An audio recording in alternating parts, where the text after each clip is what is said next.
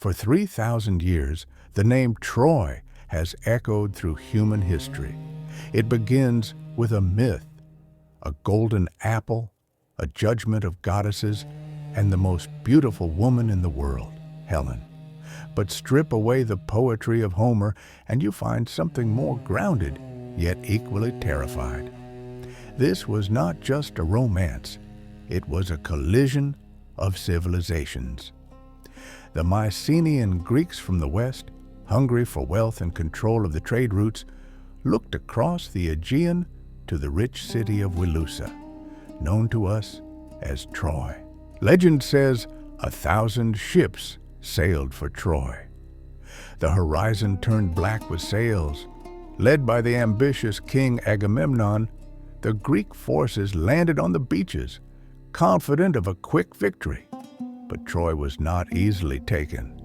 Its walls were an engineering marvel of the Bronze Age, slanted and towering, built to withstand earthquakes and armies alike.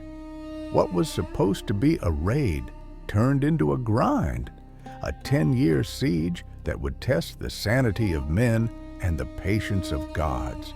This war was defined by its heroes. On one side, Achilles, the greatest warrior of Greece, fueled by rage and a thirst for eternal glory. On the other, Hector, the prince of Troy, fighting not for glory, but for the survival of his family and home. Their inevitable clash remains one of the most tragic moments in literature. When Hector fell, the spirit of Troy broke. Yet, in the midst of slaughter, we see humanity, an old king begging for his son's body and a warrior finding mercy amidst his wrath. 10 years of stalemate. Brute force could not breach the walls of Troy. It required the cunning mind of Odysseus. The Greeks burned their camp and sailed away, leaving behind a massive wooden effigy, the Trojan Horse, a peace offering to the gods, or so the Trojans believed. Ignoring the warnings, they dragged the beast into their city. That night, as Troy slept in a drunken stupor of victory, the belly of the beast opened. The wooden walls had not failed, but the minds of men had. The signal fire was lit. The Greek fleet returned.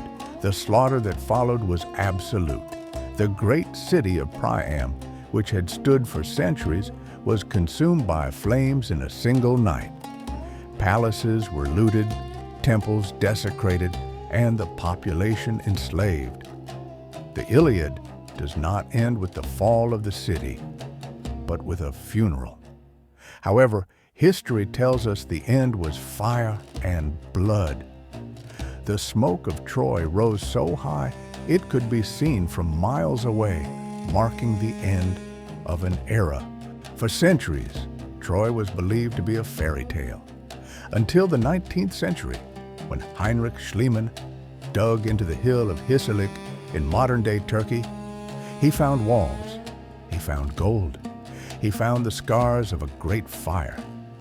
While the gods and monsters may be myths, the war was likely real, a clash over trade, wind, and gold. The city fell, but the story survived. Immortalized by Homer, the Trojan War reminds us that even the mightiest walls can fall. But a great story lives forever.